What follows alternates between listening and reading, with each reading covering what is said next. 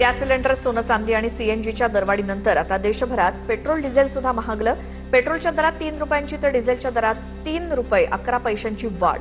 तेल कंपन्यांनी गुरुवारी मध्यरात्रीच पेट्रोल पंप चालकांना ईमेलद्वारे दरवाढीची सूचना दिली। गेल्या 42 महिन्यात सर्वाधिक घाऊक महागाई दर वाढल्यामुळे देशभरात महागाईचा भडका। कमर्शियल सिलेंडर 993 रुपये, सीएनजी 2 रुपये तर सोनं चांदी आयात शुल्क 15% वाढलं। पंतप्रधान नरेंद्र मोदींमुळे देशावर आर्थिक आणि इंधन संकट कोसळलं। सामनाच्या अग्रलेखातनं टीका। सरकारला घरकोंबडा भूषण पुरस्कारानं सन्मानित करावं, सामनातून सरकारवर निशाणा।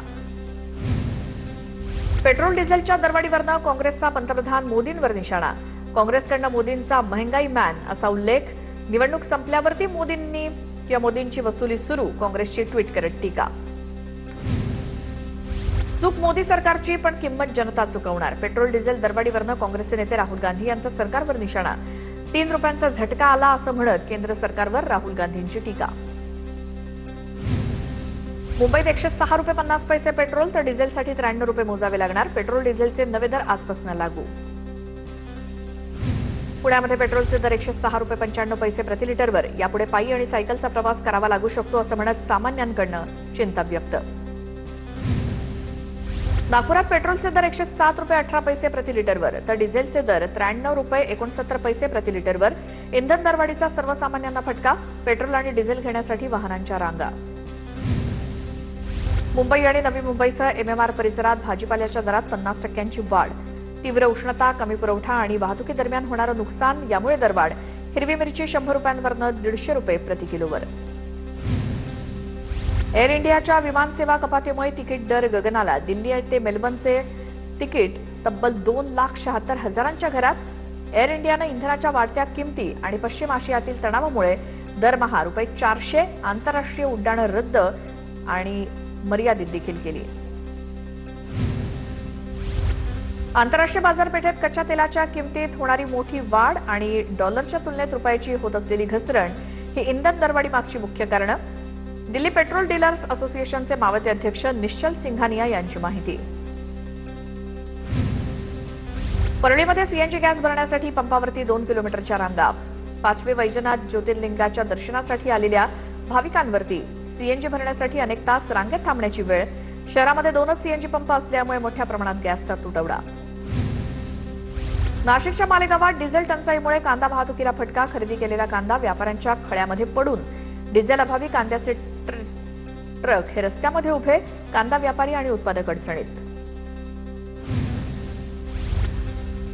रत्नागिरीत सीएनजीचा तुटवडा। पंपाबाहेर 250 ते 300 रिक्षा रांगेत। सीएनजी भरण्यासाठी वाहनांची पंपाबाहेर लांबच लांब रांग।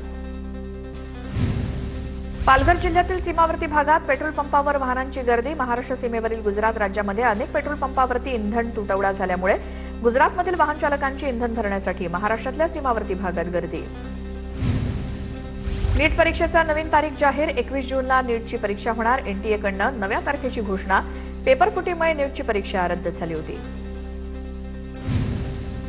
शिक्षण माफियांमुळे योग्य उमेदवारावरती अन्याय नको ही आमची भूमिका। नीट पेपरफुटी प्रकरणामध्ये सीबीआय चौकशी सुरू। केंद्रीय शिक्षण मंत्री धर्मेंद्र प्रधान यांचं वक्तव्य।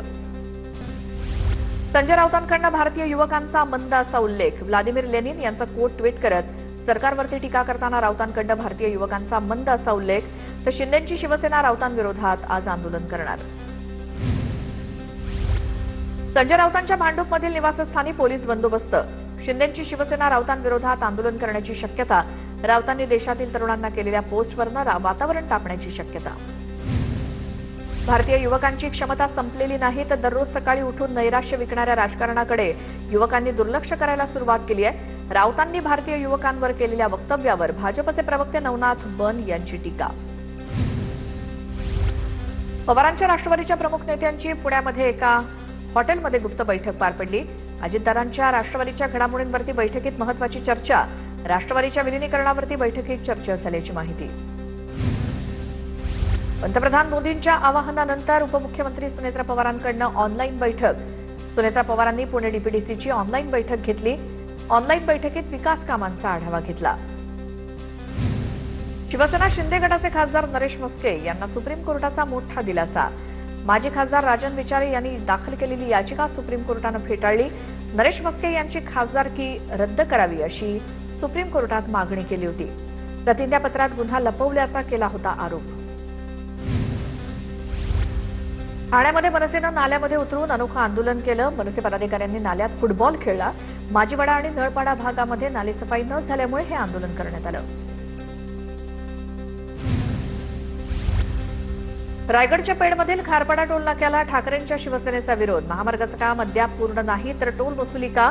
मुंबई गोवा महामार्गावरील खारपाडा टोल सुरू असल्यामुळे ठाकरेंच्या शिवसेनेचा विरोध. शिवसेना प्रवेशानंतर आनंद परांजपे ठाण्याच्या आनंद आश्रमात आनंद परांजपेंनी आनंद दिघेंना अभिवादन केलं. आनंद आश्रमात येताच आनंद परांजपे भाऊक. राष्ट्रवादीच्या नेत्यांशी बोलून आनंद परांजपेंचा शिवसेनेत प्रवेश. परांजपेंच्या प्रवेशाआधी सुनेत्रा पवार आणि तटकरेंसोबत फोनवरनं चर्चा. सामंतांकडनं स्पष्ट. आंबा आणि काजू उत्पादक शेतकऱ्यांचा आज मोर्चा. सरकारसोबतच्या बैठकीनंतर तोडगा निघाला नसल्याची राजू शेट्टींची माहिती. गिरगाव चौपाटी ते वर्षा दरम्यान दुपारी मोर्चा आंदोलन.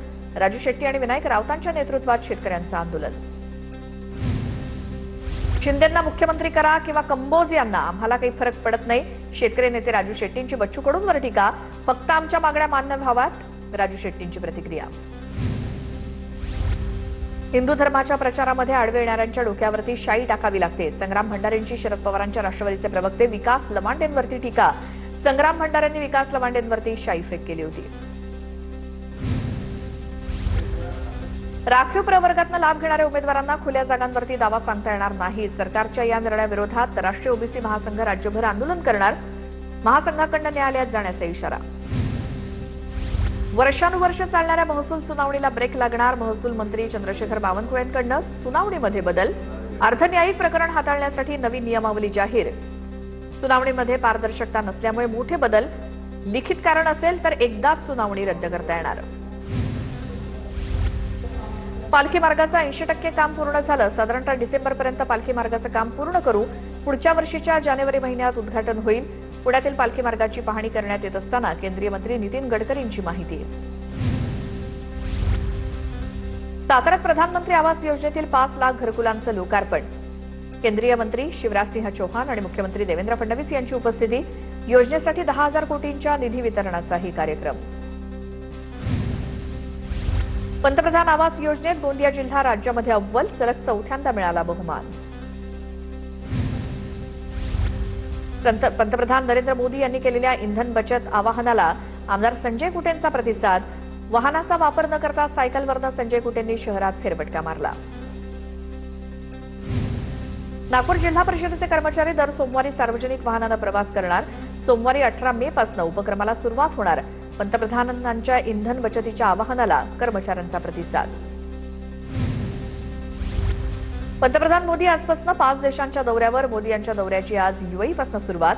युएई, नेदरलँड, स्वीडन, नॉर्वे आणि इटली या देशांना मोदी भेट देणार. या दौऱ्यात ऊर्जा आणि व्यापारावरती विशेष भर. पंतप्रधान नरेंद्र मोदी परदेश दौऱ्यावरून परतल्यानंतर मंत्री परिषदेची बैठक होणार. मोदींच्या अध्यक्षतेखाली बैठक पार पडणार असून मंत्री परिषदेची ही बैठक 21 मे रोजी संध्याकाळी 5 वाजता होणार.